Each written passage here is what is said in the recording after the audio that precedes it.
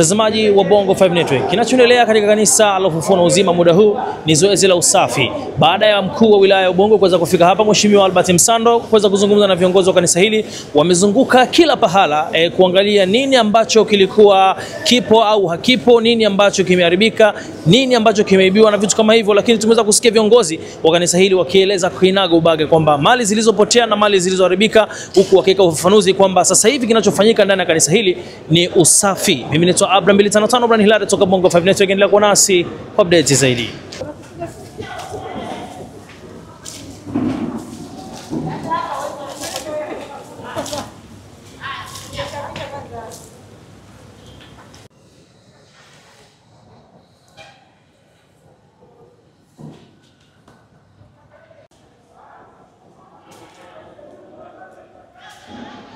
Eneo hili hakukuwa na makabidhiano. Kwa hata leo ndio maana unaona hakuna anayetumia neno makabidhiano. Si ndivyo? Kwa sababu maelekezo ni kuruhusu shughuli za ibada ziendelee hapa. Kwa mimi ni muombe baba mchungaji pamoja na timu yao watakaporudi hapa kwa utulivu, wao waangalie hali ambavyo waliacha katika mazingira walioacha na hali ambavyo walikuta, na waniletee mimi taarifa rasmi ya kile ambacho wamekutana nacho. Wasiwe na wasiwasi wowote au woga wowote kuja ofisini kwangu kuniambia bwana mkuu wa wilaya, baada ya wewe kufika katika eneo lile na sisi kurudi kwa ajili ya ibada, hali halisi tuliyokuta sisi ni hii hapa. Baada ya hapo kutakuwa na maelekezo ambayo nitayatoa kwa namna ambavyo watakuwa wamefika kwangu. Nafanya hivi kwa lengo moja tu, kwamba ni maelekezo ya Mheshimiwa Rais. Ni lazima tusikilize wananchi. Sasa siwezi juzi tu Mheshimiwa Rais ametoa maelekezo ya kusikiliza, alafu mimi nifunge milango ya kutokusikiliza nini ambacho baba mchungaji atakuja kuniambia. Kwa mimi nitakuwa tayari kupokea na kusikiliza kutoka kwao baada ya wao kuwa wamerudi katika eneo hili. Lakini pia vile vile jambo la pili, niliona baadhi ya watu baada ya tamko lile kutolewa, kuna watu wengine walishukuru, wengine wakakebehi, wengine wakafika mahali wakasema kwamba huu ni mtego wa kumtafuta mchungaji Gwajima. Hapana. Maelekezo haya ni ya serikali na yaheshimiwe. Kila mtendaji anayehusika kusimamia maelekezo ya serikali atekeleze wajibu wake.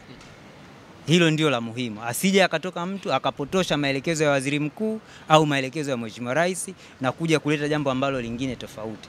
Hapa ni eneo la ibada na litatumika kwa ibada. Hakuna maelekezo mengine yoyote ambayo Mheshimiwa Rais au waziri mkuu ameyatoa.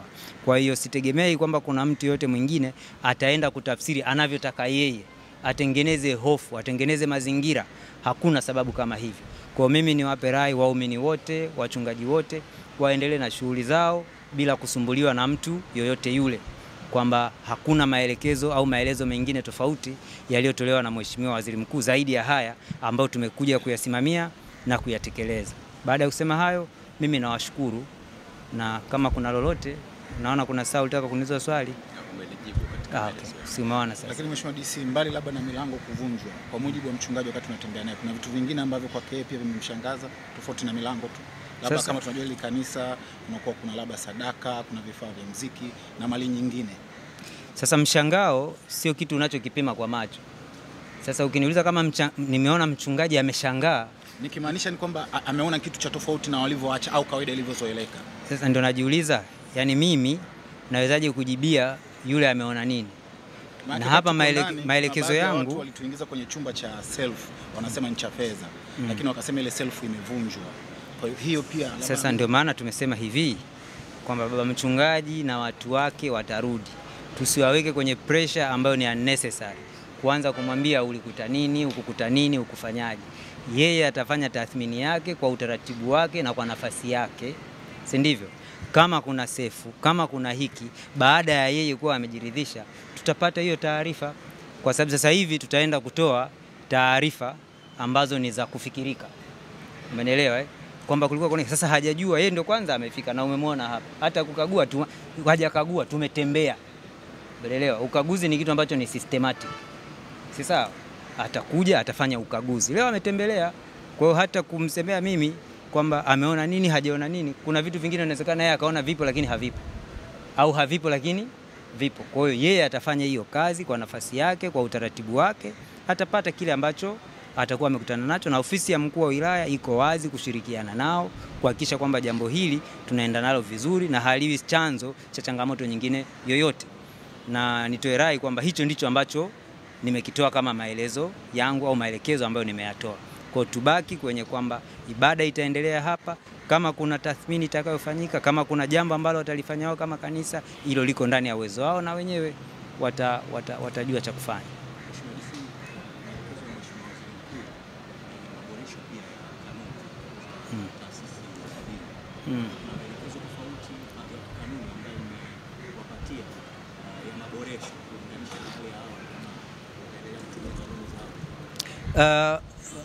Maelekezo ya Mheshimiwa Waziri Mkuu ni kwamba ikaangaliwe kanuni za usajili wa mashirika yasiyo ya kiserikali na taasisi za dini, kwamba endapo itatokea changamoto inatokea kwa namna yoyote inayomhusu mtu mmoja, kanisa au dhehebu lolote lisiadhibiwe kwa sababu ya mtu mmoja. Yalikuwa ndio maelekezo ya jumla, lakini kama tunavyofahamu, kanuni, sheria na taratibu huwa zinabadilishwa kwa utaratibu maalum.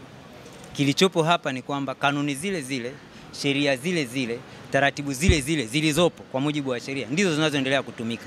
Kwa kama kanisa lenyewe litaendelea kufanya shughuli zake kwa mujibu wa sheria na taratibu zilizopo, kama kutakuwa na mabadiliko ya kanuni au ya sheria, yatafuata utaratibu wa kisheria. So far mimi ninavyojua bado hakuna mabadiliko yoyote ya kanuni au ya sheria ya usimamizi wa makanisa au mashirika yasiyo ya kiserikali yamebadilika kati ya leo na jana toka tumepokea maelekezo yale.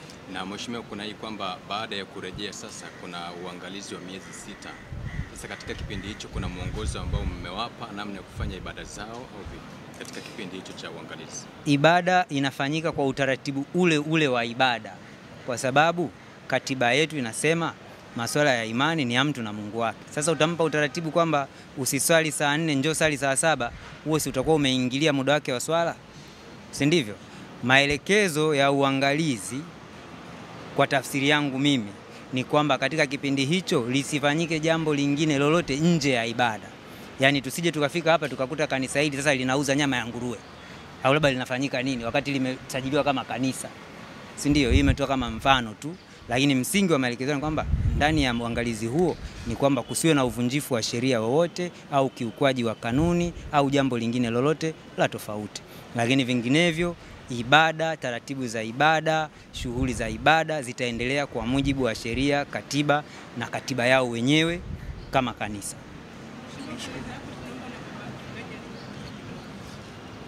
Sasa ridhaa yangu mimi tena.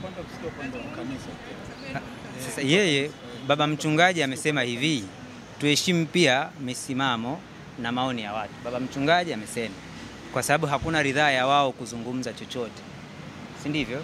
Amini kwa sasa hivi hata picha au nini mpaka pale watakapokuwa wako tayari kutoa kauli. Mimi nadhani tuheshimu kile ambacho amekisema, na sisi waandishi wa habari tusiwe watu wa kungangania vitu tu kwa sababu unataka habari, si ndivyo?